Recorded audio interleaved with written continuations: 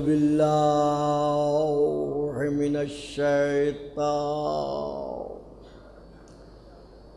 اللعین الرجیم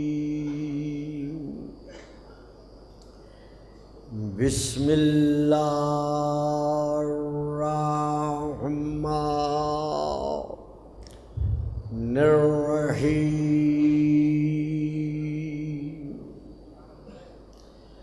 الحمد للہ الذی جعل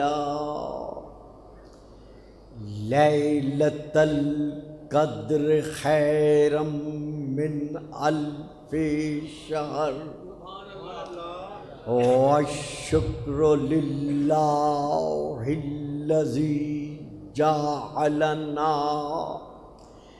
من اہل لیلۃ القدر والصلاۃ والسلام علی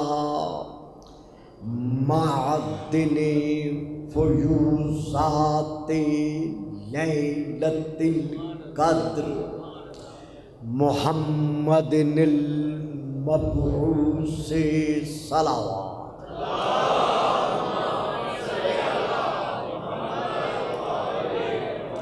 قبل لیلۃ القدر وعلی جواہر علل ما ظہر فی لیلۃ القدر ثم الصلاۃ علی آلہ الذین هم محال کتاب اللہ المنزل فی لیلۃ القدر بل هم کتاب اللہ الناطق المنزل فی لیلۃ القدر وعلی شیعتهم الذین هم اوراق کتاب اللہ الذی نزل فی لیلۃ القدر لاقتباسہم المعارف من مشکات لیلۃ القدر اما بعد فقد قال اللہ تبارک وتعالی الذی خالق لیلۃ القدر فی کتاب القدر وما آتاکم الرسول فخذوہ وما نہاکم عنہ فانتہوا صلوات۔ صاحبان علم و معرفت و محبت و مودت، میں نے اس وقت آپ کے سامنے سورہ نمبر 59 کی آیت نمبر 7 کی تلاوت کا شرف حاصل کیا ہے۔ تو جو مختصر سا اس آیت کا ترجمہ چند لفظوں میں ہو سکتا ہے وہ یہی ہے کہ یہ آیت رسول پاک کی شان میں اللہ نے اپنی زبان بے زبانی کے ساتھ نعت بنا کر نازل کی ہے۔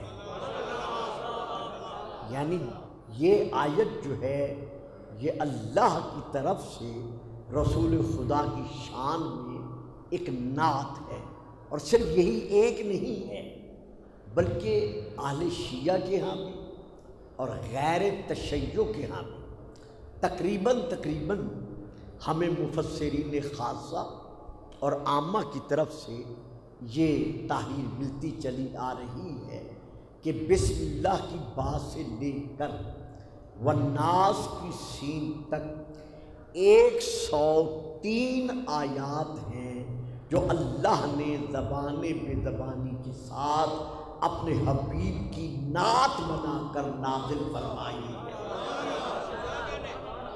یہ تو ہے علماء کی تحریر، لیکن میں ایک معمولی سا رسول پاک کے گھرانے کا، رسول پاک کے قدموں کا، ان کی نالین پاک کی خاک کے صدقے میں چند کلمات ادا کرنے والا، انہی کی عطا کے صدقے میں میں گداگری میں فیض پانے والا۔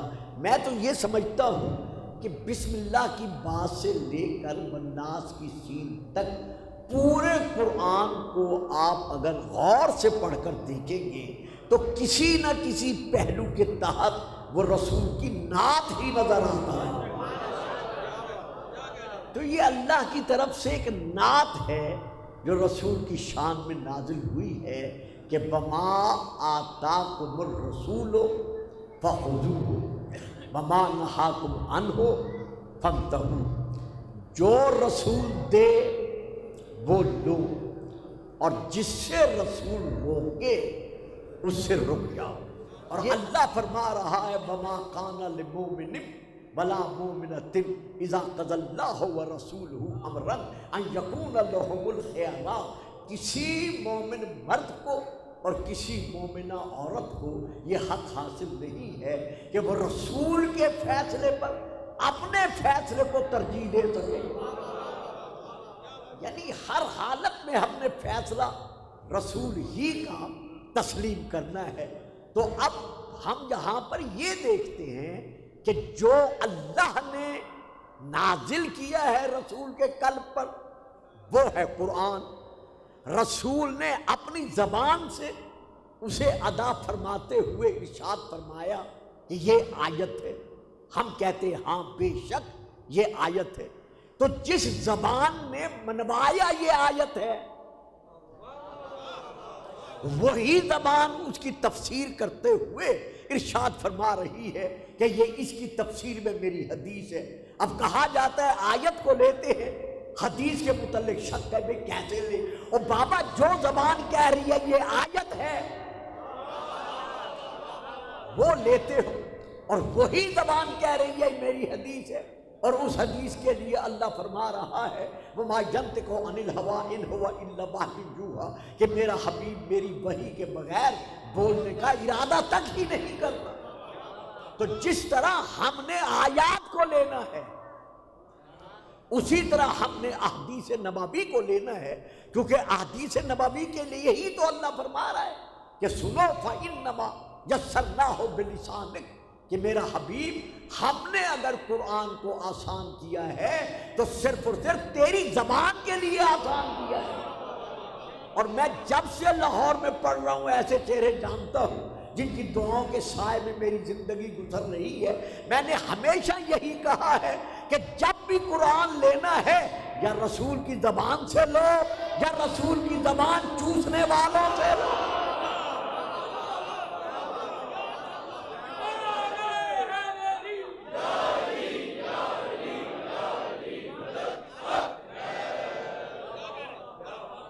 تو جب رسول پر یہ پہلی وحی نازل ہوئی ہے اقرا بسم ربک الذی خلق، کہ پڑھ اس رب کے نام سے جس نے خلق کیا ہے۔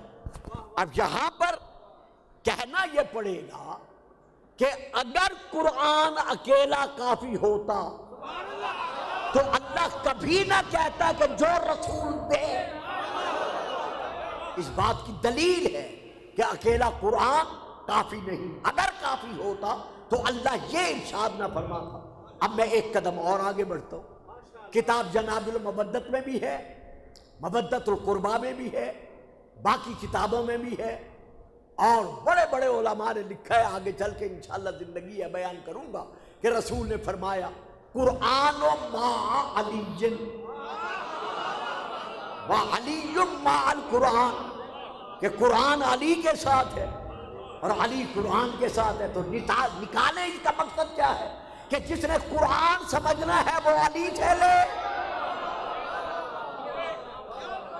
اور جس نے علی کو پہچاننا ہے وہ قرآن سے لے۔ بڑا ایک عجیب سا واقعہ پڑھا تھا تاریخ میں، ذہن میں ابھی آ گیا ہے اور زبان پر دو لفظ آ گئے ہیں۔ ہو سکتا ہے میرے کچھ عزیز بیٹے، میرے بھائی خاموش بھی رہ جائیں، لیکن وہ بزرگ جو 60 سال 70 سال کے تشریف فرما ہے، مجھے یقین ہے وہ خاموش نہیں رہیں گے۔ ایک تاریخی شخص نے حضرت عبداللہ بن عباس سے کہا تھا کہ دیکھو آج کے بعد تم نے ہمارے سامنے علی کے فضائل نہیں پڑھنے. آپ نے لے لیا ہے، بڑی مہربانی ہے. بچے خاموش کیونکہ ان کے ذہن میں یہ واقعہ نہیں ہے کہ دیکھو آج کے بعد حضرت عبداللہ بن عباس سے کہا تھا کہ دیکھو آج کے بعد تم نے ہمارے سامنے علی کے فضائل نہیں پڑھنے. حضرت عبداللہ بن عباس نے سر اٹھا کر دیکھا، دیکھ کر فرماتے ہیں اچھا تو تم ہمیں قرآن پڑھنے سے روک رہے ہو.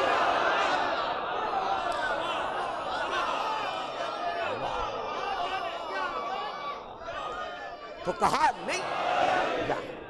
نہیں میں قرآن پڑھنے سے تو نہیں روک رہا، لیکن آج کے بعد علی کا ذکر تم نے ہمارے سامنے نہیں کرنا. تو انہوں نے پھر کہا واہ عجیب بات کر دی بھائی، قرآن پڑھے تو کہتے ہو عبادت ہے، اور جس کے لیے رسول کہہ رہا ہے ذکر علی عبادت ہو. تو معلوم ہوا جس طرح رسول کی حدیث کے بغیر اکیلا قرآن کافی نہیں ہے، اسی طرح فرامین علی کے بغیر اکیلا قرآن کافی نہیں ہے. میں ایک قدم اور آگے بڑھتا ہوں. انی تارک فیکم الثقلین کتاب اللہ و عترتی اہل بیتی ما ان تمسکتم بہما لن تضلوا بعدی. میں تم میں دو چیزیں چھوڑ کر جا رہا ہوں، ایک اللہ کی کتاب اور ایک اپنی اہل بیت. اگر کتاب کافی تھی اکیلی تو اہل بیت کو چھوڑنے کی ضرورت کیا تھی؟ اگر تم نے ان دونوں سے تمسک حاصل کیا تو میں محمد رسول اللہ ہونے کے اعتبار سے اعلان کر رہا ہوں کہ تم کبھی بھی گمراہ نہیں ہو سکو گے. درود پڑھیے گا سر آواز.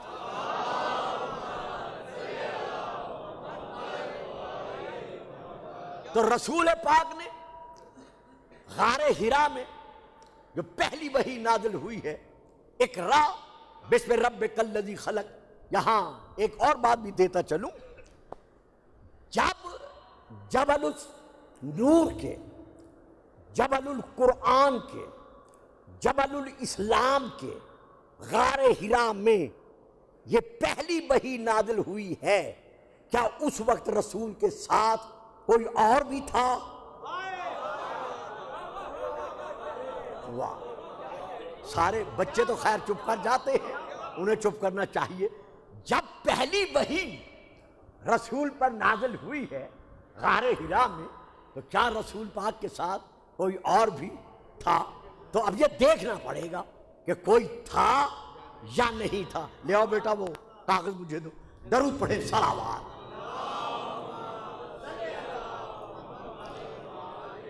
یہ میرے ہاتھ میں ہے نہج البلاغہ کا خطبہ قاسیہ، جس میں یہ خطبہ نمبر ہے 190 یعنی 190. اس میں حضرت علی علیہ السلام کا بڑا یہ طویل خطبہ ہے. میں ایک جز لے رہا ہوں، وہی جو غار حرا کے متعلق ہے. رسول پاک کے متعلق جناب علی علیہ السلام ارشاد فرما رہے ہیں وَلَقَدْ كَانَ يُجَاوِرُ فِي كُلِّ سَنَةٍ بِحِرَاءَ. رسول پاک ہر سال غار حرا میں بیٹھ کر عبادت کے لیے جو وقت ان کا مقرر تھا ایام کے اعتبار سے وہ وقت بسر کیا کرتے تھے. فَأَرَاهُ وَلَا يَرَاهُ غَيْرُ. غار حرا میں اور کوئی نہیں رسول کو دیکھتا تھا. غار حرا میں رسول کو کوئی اور نہیں دیکھتا تھا بلکہ صرف اور صرف میں دیکھتا تھا. واہ،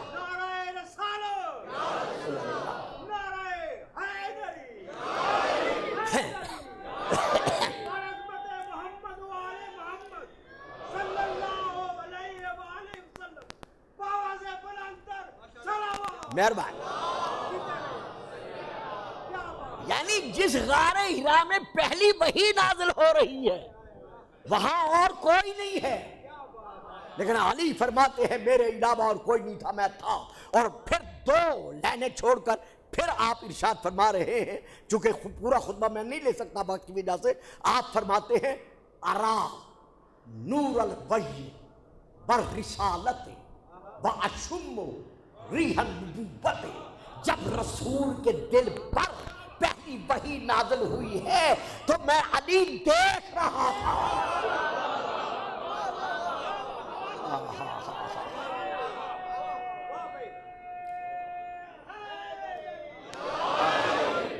یعنی نور وحی کو اور نور رسالت کو میں علی ابن ابی طالب دیکھ رہا تھا۔ ابھی ایک فکرہ یہاں چلتے چلتے اور دینا چاہتا ہوں۔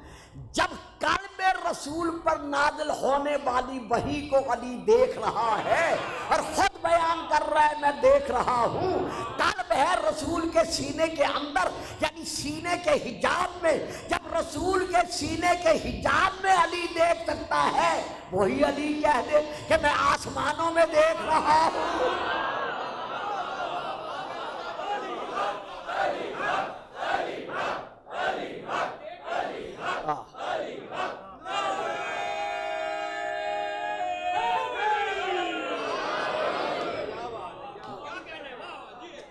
جس نے بھی خوشبو سونگھی ہے رسول کے لباس سے خوشبو سونگھی ہے، رسول کے پسینے کے قطروں سے خوشبو سونگھی ہے، رسول کے ہاتھوں کے دھون سے خوشبو سونگھی ہے، حتیٰ کہ رسول جس راہ سے گزر کر گئے ہیں اس راہ کی جو خاک رسول پاک کی نالین کے نیچے طلبوں سے مس ہو گئی تھی اس سے خوشبو سونگھی ہے۔ یہ واحد علی ہے جو کہہ رہا ہے میں نبوت کی خوشبو سونگ رہا ہوں۔ جس علی نے یعنی جو لسان الصدق ہے وہ علی فرما رہا ہے کہ میں نے رسول پر وحی کے نور کو نازل ہوتے ہوئے دیکھا۔ پوری نہج البلاغہ یہاں علماء سے پوچھ لیں، پڑھ کے دیکھ لیں، کسی مقام پر علی نے یہ نہیں کہا کہ جب رسول پر پہلی وحی نازل ہوئی ہے رسول گھبرا گئے ہیں، یا چہرے کا رنگ زرد ہو گیا ہے، یا رسول کے بدن میں کپ کپی ہو گئی ہے۔ چلو نہیں بول دیتا میں پھر اگلا فکرہ کہہ دینا جڑا میں نو کہنا نہیں چاہیے سی، چپ کر گئے ہو میں کہہ رہے ہیں۔ علی تو نہیں کہتا کہ رسول نے جبرائیل سے یہ کہا ہو کہ میں پڑھنا نہیں جانتا۔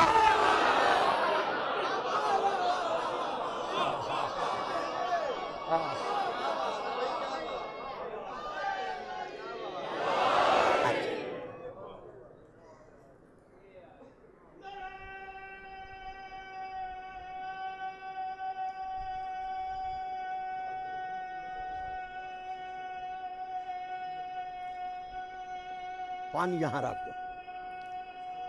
دو پانی یہاں رکھ دو نا۔ برعظمت محمد و آل محمد سرکار ابو طالب علیہ السلام بآواز بلند تر صلوات۔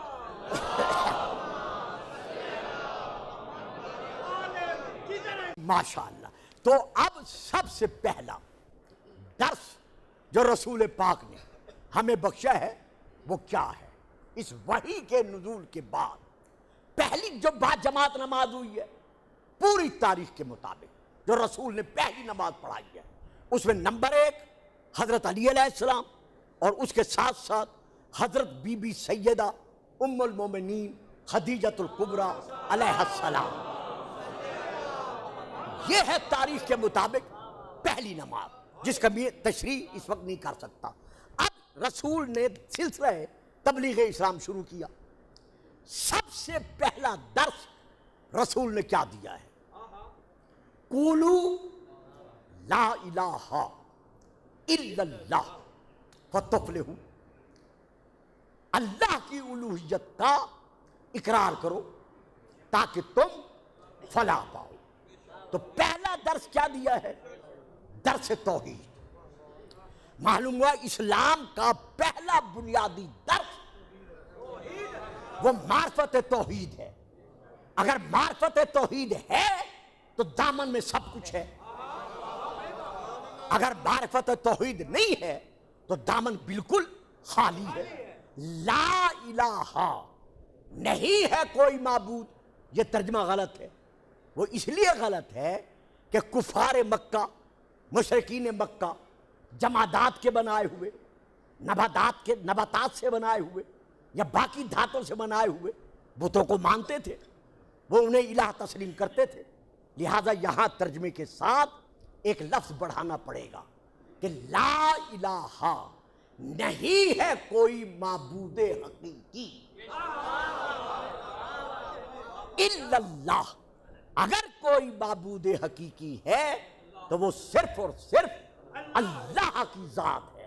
اور یہی ہم شیعان محمد و آل محمد کا عقیدہ بالتوحید ہے۔ سورہ محمد میں یہ آیت موجود ہے، آیت نمبر ہے 19، جس میں رسول پاک کو حکم مل رہا ہے کہ ان پر واضح کر دو کہ ہر ایک فرد کو بتا دو فَعْلَمْ أَنَّهُ لَا إِلَٰهَ إِلَّا اللَّهُ، کہ تم میں سے ہر فرزند آدم یہ جان لے، یہ پہچان لے کہ اللہ کے علاوہ اور کوئی معبود حقیقی نہیں ہے۔ اسی طرح سورہ نمبر 3 کی یہ آیت نمبر 18 ہے، شہد اللہ انہ لا الہ الا ہو، اللہ خود گواہی دے رہا ہے کہ مجھ اللہ کے علاوہ کوئی اور اللہ نہیں ہے۔ یہ وہ توحید کا درس ہے جو خدا خود ہمیں عطا کر رہا ہے قرآن کے وسیلے سے، اپنے رسول پاک کے حبیب کے وسیلے سے۔ اب میں پھر آیت پڑھ رہا ہوں، سورہ نمبر 2 کی یہ آیت نمبر 163 ہے، وَإِلَٰهُكُمْ إِلَٰهٌ وَاحِدٌ وَإِلَٰهُكُمْ إِلَٰهٌ وَاحِدٌ لَا إِلَٰهَ إِلَّا هُوَ الرَّحْمَٰنُ الرَّحِيمُ، کہ اللہ صرف اور صرف وہی واحد ہے۔ اگر کوئی اللہ ہے تو وہ صرف اور صرف وہی ہے جو الرحمن ہے، الرحیم ہے۔ یہ قرآن نے ہمیں درس بخشا ہے، اور شیعان محمد و آل محمد اسی معرفت توحید پر کل بھی قائم تھے، آج بھی قائم ہیں۔ میرے کسی بھائی کا یہ تانا دینا کہ شیعہ حضرات تو در پردہ علی کو خدا مانتے ہیں، نہیں میرا بھائی، قطعاً نہیں۔ جو درس توحید قرآن نے بخشا ہے ہم وہی توحید تسلیم کرتے 1400 سال سے چلے آ رہے ہیں اور اسی کا درس دیتے چلے آ رہے ہیں۔ اب آتے ہیں ہم حدیث پر۔ ہماری بہت بڑی کتاب ہے بحار الانوار، جس میں سے میں رسول کی معرفت توحید پر یہ حدیث پڑھ رہا ہوں۔ یہ جلد نمبر ہے اس کی 74، صفحہ نمبر ہے اس کا 107۔ حضرت عبداللہ بن مسعود رضی اللہ تعالی عنہ سے رسول پاک نے ان کو درس سے معرفت توحید دیتے ہوئے ارشاد فرمایا، ابن مسعود مولا حکم، آپ فرماتے ہیں ایاک، ہمیشہ ہمیشہ کے لیے اپنے آپ کو بچا کے رکھنا۔ کس بات پر؟ ان تشرک باللہ طرفۃ عین، خبردار کبھی جھپک کے پلک کی دیر کی خاطر بھی کسی کو اللہ کا شریک نہ بنانا، نہ ذات میں نہ صفات میں۔ یہ رسول پاک عبداللہ بن مسعود کو درس دے رہے ہیں۔ کتاب کا میں نے حوالہ دے دیا ہے، لیکن اتنا نہیں بلکہ اس کے بعد فرماتے ہیں وَإِن نُشِرْتَ بِالْمِنْشَارِ اَوْ قُطِعْتَ اَوْ صُلِبْتَ اَوْ اُحْرِقْتَ بِالنَّارِ، اگر تجھے تیرے سر پر آری رکھ کر تیری آنکھوں کے سامنے تجھے چیر دیا جائے پھر بھی کسی کو اللہ کا شریک نہ بنانا۔ سبحان اللہ۔ اور اگر تیری جان کے جسم کے ٹکڑے ٹکڑے کر دیے جائیں، خبردار کبھی بھی اللہ کی ذات میں یا اللہ کے صفات میں کسی کو شریک تسلیم نہ کرنا۔ اور سن، اگر تجھے اس کی سزا میں اٹھا کر تیرے سامنے آگ میں پھینک دیا جائے تو آگ میں جانا قبول کر لینا۔ لیکن کسی کو اللہ کا شریک قرار دینا یہ گوارا نہ کرنا. سارے ہی چپ کر گئے ہو, درود تو پڑھ لو, صلوات تو پڑھ لو.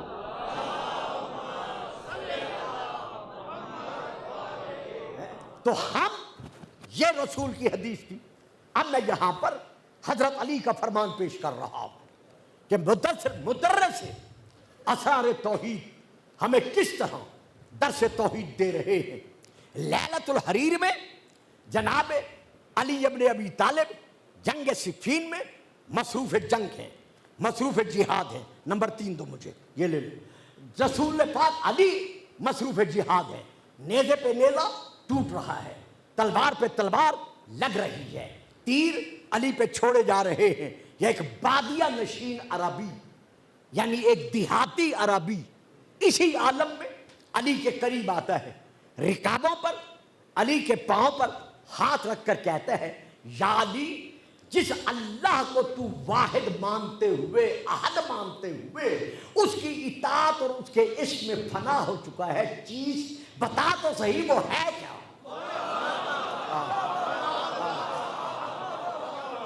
جس علی کی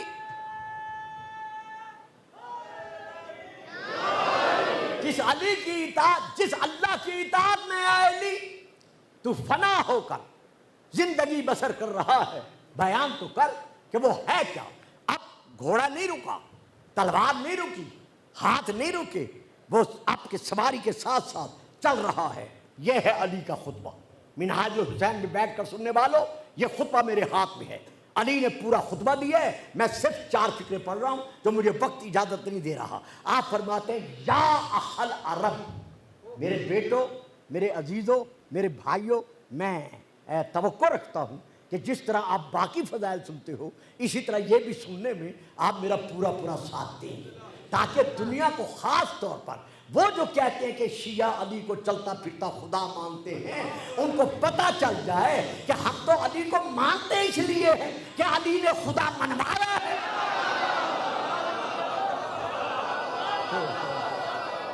سبحان اللہ. حواس خمسہ, آنکھوں سے دیکھنا, کانوں سے سننا, ناک سے سونگنا, زبان سے چکھنا, ہاتھ سے چھونا, اللہ کی معرفت اس سے ماورا ہے. ان چیزوں سے اللہ پہچانا نہیں جاتا. وَلَا يُقَاسُ بِالنَّاسِ, اور اللہ کو لوگوں پر قیاس بھی نہیں کیا جا سکتا. اب ساری زندگی بچپن سے 4تھی میں یا 5ویں میں پڑھتا تھا جب میں لاہور آیا تھا, ساری زندگی میری لاہور میں گزر گئی ہے, لیکن سب چپ کر گئے. اللہ کو کسی بشر پر قیاس نہیں کیا جا سکتا. آنکھیں بند کر کے یہ نہیں سوچا جا سکتا کہ اللہ یوں ہے, اللہ ایسا ہے, اللہ ویسا ہے, اس کے بال گھنگریالے ہیں, اس کا چہرہ چوڑا ہے, اس کی آنکھیں غزالی ہیں, اس کی گردن سراہی دار ہے, اس کا سینہ چوڑا چپٹا ہے, اس کے بازو بھرے بھرے ہیں, اس کے پاؤں ایسے ہیں, وہ جسیم ہے, لہیم ہے, کرسی ہے, نالین ہے, جوتا ہے, بیٹھے گا کرسی چلچلائے گی نہیں. علی فرماتے ہیں اگر یہ قیاس کر کے اللہ کی تصویر ذہن میں بنا لو گے تو تمہاری تصویر جو اللہ کی تمہارے ذہن میں بن گئی ہے, اس کا خالق ہے تمہارا ذہن. اب جو تم عبادت کرو گے یہ خالق کی عبادت نہیں ہوگی بلکہ ذہن کے مخلوق.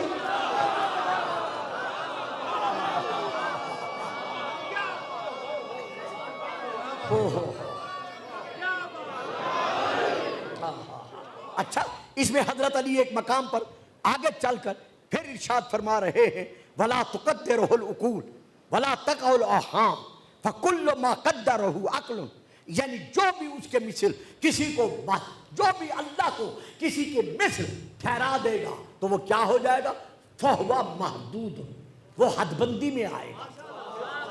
اب اگر کوئی درس معرفت توحید شیعہ غیر شیعہ لینا چاہتا ہے, اور صفحہ دو مجھے 4 اور 5 دو, لینا چاہتا ہے تو میں یہاں پر بیان کرتا ہوں کہ حضرت علی علیہ السلام کے نہج البلاغہ میں سے نمبر 1 پہلا خطبہ پڑھیں, نمبر 2 خطبہ نمبر 89 پڑھیں, نمبر 3 خطبہ نمبر 94 پڑھیں, نمبر 4 خطبہ نمبر 99 پڑھیں. نمبر 5 خطبہ نمبر 161 پڑھیں.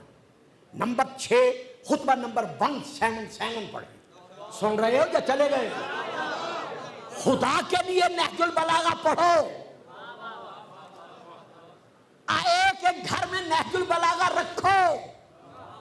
حضرت علامہ مفتی جعفر حسین کا ترجمہ اگر وہ سمجھ میں نہیں آتا تو حضرت علامہ ذیشان حیدر جوادی صاحب کا ترجمہ اگر وہ بھی سمجھ میں نہیں آتا تو علامہ مرزا یوسف حسین، علامہ بشیر صاحب، علامہ ظفر حسن امروہی صاحب، ان کا ترجمہ اپنے گھروں میں رکھو. میری بیٹیاں پڑھیں، میری بہنیں پڑھیں، آپ پڑھو. جہاں کہا جائے شیعہ علی کو اللہ مانتے ہیں وہاں یہ خطبے پڑھو. سوچو، بتاؤ، رسول کے بعد علی سے سب سے بڑا مدرس معرفت توحید کون ہے؟ جب زینب جمانی نے اٹھ کر کھڑے ہو کر کہا تھا کہ یا علی، جس رب کی آپ عبادت کر رہے ہیں کیا آپ نے اس رب کو دیکھا ہے؟ یہ خطبہ نمبر 177 میں ہے. حضرت علی سے اس نے کہا فقال هل رأيت ربك یا امیر المومنین. آپ جو اس انداز میں اللہ کو مان رہے ہیں کہ پاؤں سے تیر نکل گیا ہے پتہ ہی نہیں چلا، تو کیا آپ نے اپنے رب کو کبھی دیکھا ہے؟ فقال افاعبد ما لا ارى. کیا تو زینب یہ سوچ سکتا ہے کہ میں اس رب کی عبادت کرتا ہوں جس کو میں نے دیکھا ہی نہیں؟ واہ. اب یہاں پر وہ طلب کر کہتا ہے یا علی، یہ آپ نے کیا کہہ دیا؟ فقال وکیف تراہ. یا علی، اگر آپ نے اپنے رب کو دیکھا ہے تو آپ اسے کیسے دیکھتے ہیں؟ قال، فرمایا سن، قال لا تراہ العیون بمشاہدۃ العیان. اللہ ان آنکھوں سے نہیں دیکھا جاتا. اب میں نہیں پڑھوں گا، میں یہ رک جاؤں گا. بڑی توجہ چاہوں گا یہاں پر، میں آگے نہیں پڑھنا چاہتا. اللہ ظاہری آنکھوں سے نہیں دیکھا جاتا. پھر کہوں گا 3 مرتبہ کہوں گا.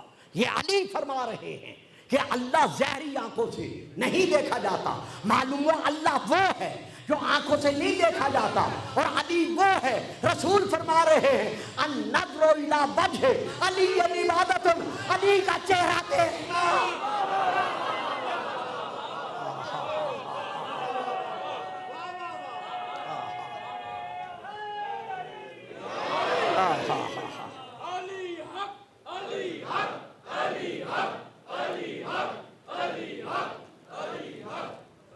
تو پھر ہم علی کو کیا مانتے ہیں؟ نمبر 8 دکھاؤ، 7 اور 8 دکھاؤ. پھر ہم علی کو کیا مانتے ہیں؟ بس خط اسی پہ فضائل آج کا رک رہا ہے. انشاءاللہ کل زندگی رہی تو میں آگے لے کے بڑھوں گا. یہ میں 3 کتابوں کے حوالے دے رہا ہوں. اہل تشیع کی یہ کتابیں ہیں. پہلی کتاب کا نام ہے جامع الاسرار فی منبع الانوار، حضرت علامہ سید حیدر علی عاملی کی تالیف شدہ. یہ ہے پہلی کتاب.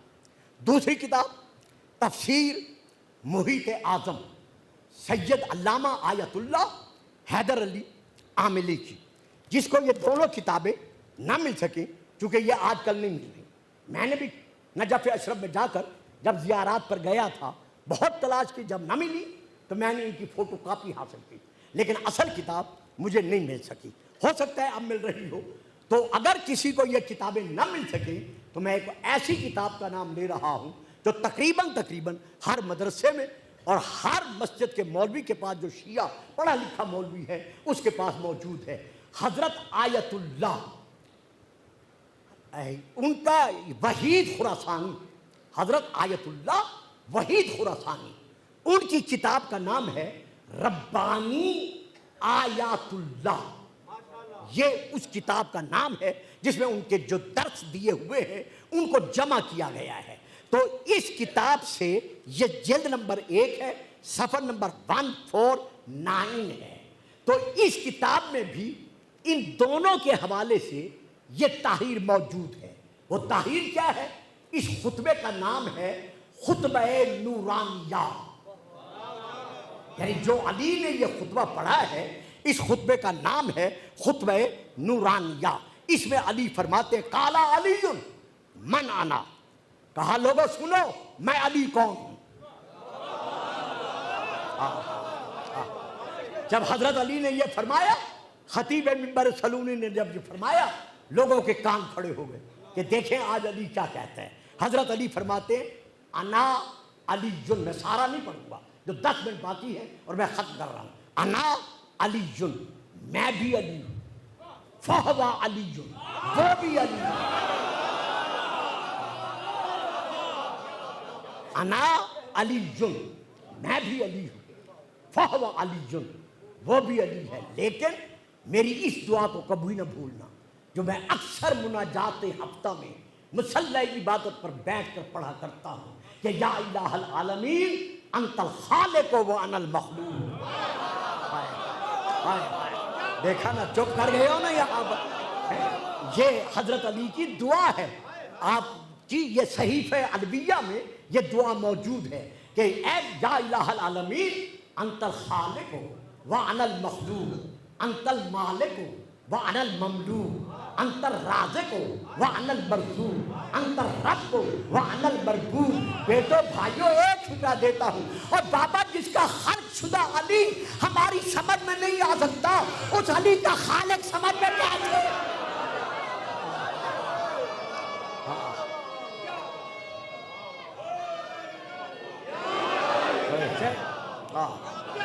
خطبہ سن لو، ترجمہ اور تشریح نہیں کرتا، ایک لفظ کی یا 2 لفظوں کی کروں گا۔ انا بکل شیء علی، کوئی شے ایسی نہیں جس کا علم علی کے سینے میں نہ ہو، لیکن یہ علم دینے والا وہ ہے۔ وکل شیء آتیناہ فی امام مبین، ہم نے ہر شے کا علم احصا کر کے گن گن کر امام مبین کے سینے میں رکھ دیا ہے، تو وہ دینے والا ہے، یہ لینے والا ہے۔ انا بکل شیء علی۔ تیسرا جملہ، انا الذی مفاتیح الغیب عندی لا یعلمھا بعد محمد غیری۔ اگر میں شرق و غرب، جنوب و شمال، آج اور کل کے حالات کی تمہیں خبریں دیتا ہوں تو تعجب نہ کیا کرو، محمد کے بعد اگر کسی کے سینے میں علم غیب ہے تو وہ کل بھی ابو طالب کا بیٹا علی تھا، اور آج بھی ابو طالب کا بیٹا۔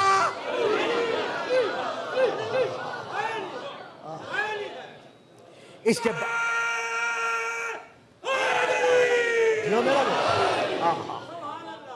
اس کے بعد بہت بڑا فکرہ ہے، مجھ جیسا معمولی سا طالب علم نہ اس کا ترجمہ کر سکتا ہے نہ تشریح کر سکتا ہے۔ فرماتے ہیں انا قلب اللہ۔ سوچے، یہ علی فرما رہے ہیں، علی، یہ میں حوالے دے چکا ہوں یہاں مدرسے میں، آیت اللہ کی کتاب جوادی اپنا وحید خراسانی کی موجود ہوگی، اس میں دیکھ لینا، میں نے صفحہ نمبر بھی بتا دیا ہے۔ فرماتے ہیں انا قلب اللہ، میں علی اللہ کا دل ہوں۔ اب بچے گھبرا گئے، جب میں نے پڑھا تھا میں بھی گھبرا گیا، میں نے فوراً قوم شریف ٹیلی فون کیا کہ اس کی تشریح مجھے کہاں ملے گی؟ جواب ملا اصول کافی کی جلد نمبر 1 اٹھاؤ۔ میں نے اصول کافی کی جلد نمبر 1 اٹھائی، وہاں مجھے اس لفظ کا جو مولا نے دعویٰ کیا ہے اس کی تشریح ملی ہے، وہ میں 2 لفظوں میں دے رہا ہوں۔ جس طرح دل کی صحت کے بغیر انسان زندگی بسر نہیں کر سکتا، اسی طرح علی کے بغیر اسلام زندہ نہیں رہ سکتا۔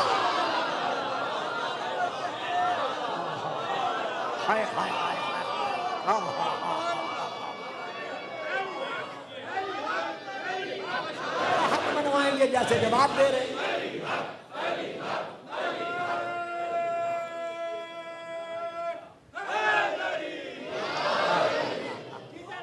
برز الایمان کلہ الی الکفر کلہ۔ بہرحال اس کے بعد علی پھر فرماتے ہیں انا ید اللہ، میں اس کی تشریح یہاں کر چکا ہوں، میں اللہ کی قوت ہوں۔ ما قلعت باب خیبر بقوت جسمانیہ ولیکن بقوت ربانیہ۔ بچوں، عزیزو، بیٹو، اس ہاتھ سے مراد یہ ہاتھ نہیں ہے، یہ مادی ہاتھ نہیں ہے، یہ ظاہری ہاتھ نہیں ہے، یہ چمڑے والا ہاتھ نہیں ہے، بلکہ یہ انگلیوں اور انگوٹھے والا ہاتھ نہیں ہے، بلکہ ید کے معنی ہے قوت، طاقت۔ علی فرماتے ہیں انا ید اللہ، قادر وہ ہے لیکن اس کی قدرت منوانے والا میں علی۔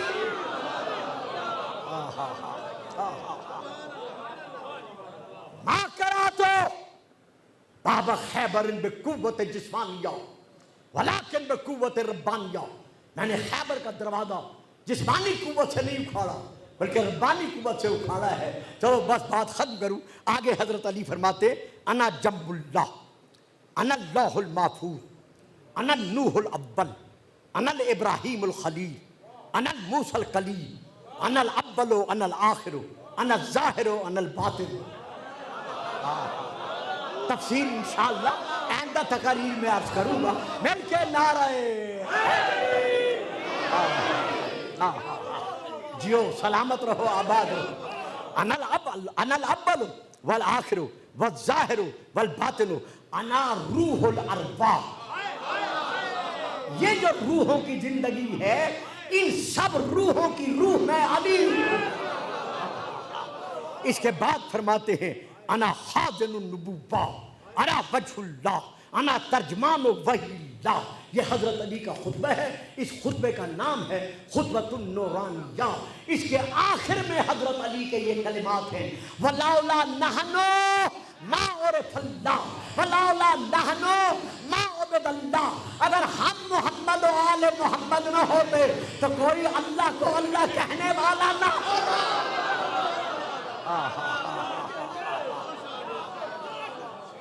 یہی وہ گھرانہ ہے جس گھرانے نے خدا کو خدا منوایا ہے، دین اسلام تسلیم کرایا ہے۔ آج 2 محرم کی شب ہے، جو گزر رہی ہے، کل 2 محرم ہوگی۔ میرے مولا امام حسین علیہ السلام مکہ سے چل کر جب سفر کرتے کرتے آپ منزلیں طے کرتے کرتے ذات العراق یا کسی کے نزدیک منزل ابن مقاتل تک حضرت امام حسین پہنچے تو امام حسین نے یہی محرم کا چاند، یعنی چاند رات، یہ چاند کربلا میں نہیں دیکھا، یہ قصر بنی مقاتل پر یا ذات العراق کی منزل پر امام نے یہ چاند دیکھا۔ جیسے چاند پر نظر پڑی، بطول کے چاند نے روتے ہوئے کہا اِنَّ لِلَّهِ سبحان وَإِنَّ إِلَيْهِ راجعون۔ پہلی شہادت جو کربلا کی ہے دین اسلام کی حیات ابدی کے لیے، وہ حضرت مسلم علیہ السلام کی ہے۔ یعنی جناب مسلم شہید کوفہ پہلے شہید ہیں۔ امام باطنی طور پر تو جناب کی شہادت سے واقف تھے، آنسو برسا رہے تھے اور رو رہے تھے، لیکن مقاتل قصر بنی مقاتل پر اور کچھ نے اور مقام لکھا ہے کہ امام نے 2 شتر سوار کوفہ کی طرف سے آتے ہوئے دیکھے۔ اپنے صحابیوں سے کہا کہ جاؤ ان کو بلا کے لے آؤ۔ جب وہ دونوں سوار پہنچے اور امام کے قدموں پر نظر پڑی، قدموں کو دیکھتے ہی انہوں نے اپنے سروں سے امام میں اتار دیے، آنکھوں سے آنسو برسانے شروع کیے، مولا کے قدموں کا بوسہ لیا۔ امام فرماتے ہیں میرے مسلم بھائی کی کوئی خبر نہیں۔ اتنا کہنا تھا، انہوں نے منہ سر پیٹا، منہ سر پیٹ کر کہتے ہیں یا مولایا، مولا حسین، جب ہم کوفے سے چلے ہیں اللہ جانے آپ برداشت کر سکیں گے غم نہ کر سکیں، اس وقت ہم نے آنکھوں سے دیکھا ہے کہ مسلم کے پاؤں میں اور حامی بن عروہ کے پاؤں میں ظالموں نے رسیاں ڈالی ہوئی تھی، ان کے سر تن سے جدا تھے اور کوفے کی گلیوں میں ان کو پھرایا جا رہا تھا اور کہا جا رہا تھا جتنے پتھر مار رہے ہو انہیں مار۔ جب امام نے یہ خبر سنی فبکا بکاءً شدیدا، یہ وہ منزل ہے کہ سید الصابرین دھاڑے مار کر روئے۔ یہ جو آپ اونچی آواز میں روتے ہیں، یہ امام کی سنت ادا کرتے ہیں. امام دھاڑے مار کر روئے. جناب اکبر نے سنبھالا.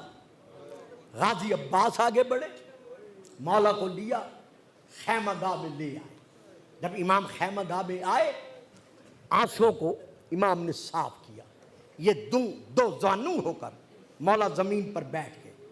بیٹھنے کے بعد جب بھی خیمے میں آتے تھے پہلے بہن زینب کو بلاتے تھے, لیکن آج بہن زینب کو نہیں بلایا. دو زانو ہو کر زمین پر بیٹھے. دعا عاتقہ بنت مسلم, جناب مسلم کی یتیم بیٹی جناب عاتقہ کو بلایا, جن کے سن کے متعلق دو روایتیں ہیں. پہلا ہے 7 سال کی تھی, دوسرا ہے 11 سال کی تھی. اور اس شہزادی کا دوسرا نام حمیدہ خاتون اور ایک نام زکیہ خاتون بھی آیا ہے. جب یہ شہزادی سامنے آئی, اے حسین جو زمین پر بیٹھے ہیں, جیسے شہزادی آئی بڑھ کر بچی کو لیا, لے کر آغوش کی زینت بنایا. حسین جھک کے سر کا بوسہ لیا, سر پر شفقت بھرا ہاتھ پھیرا. اب یہاں پڑھا جاتا ہے کہ سامنے سے 4 سالہ سکینہ آئی. جیسے سیدہ سکینہ سامنے آئی, یتیمہ مسلم جب بی بی سکینہ کو آتے ہوئے دیکھا, گھروں میں چھوٹی چھوٹی بیٹیاں رہنے والوں, بچی نے جلدی سے چاہا کہ میں مولا کی گودی چھوڑ دوں. امام فرماتے عاتقہ کیوں کھڑی ہو رہی ہو؟ کہا مولا وہ گودی کی بارش آ گئی ہے. فرمایا ہاں وہ تمہاری بہن سکینہ ہے. ایک زانو پر اس شہزادی کو بٹھایا, دوسرے زانو پر شہزادی سکینہ کو بٹھایا.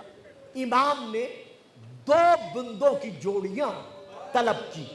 جب وہ لائی گئی, ایک جوڑی جناب عاتقہ کے کانوں میں ڈالی, دوسری جوڑی گوشواروں کی جناب سکینہ کو پہنائی. اب پہنانے کے بعد چاہیے تو یہ تھا کہ حسین کے چہرے پر مسرت کے آثار ہوتے, لیکن نہیں. اولاد والو, جیسے دونوں بچیوں کو حسین گوشوارے پہنا چکے, ویسے حسین نے رونا شروع کیا. جیسے حسین روئے, اب سیدہ زینب نے ہاتھ باندھ کر کہا کہ زہرا کا لال رو کیوں رہا ہے, حسین کا فکرہ سنیے گا. فرماتے ہیں بہن آج پہنا تو میں نے دیے ہیں, لیکن ہائے شام غریبہ